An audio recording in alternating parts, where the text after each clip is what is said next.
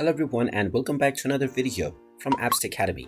In this video, I'm going to show you how to log into your FedEx Choosewell account. So let's get started right away. First of all, open up your web browser and then in the address bar type in choosewell.fedex.com and press enter.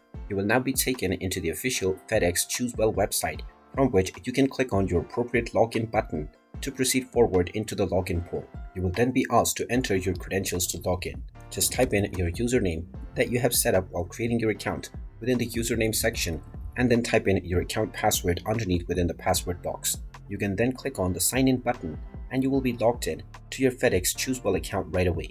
In case you have forgotten your password, you can click on the Need Help Signing In button and you will be allowed to reset your credentials. And there you have it.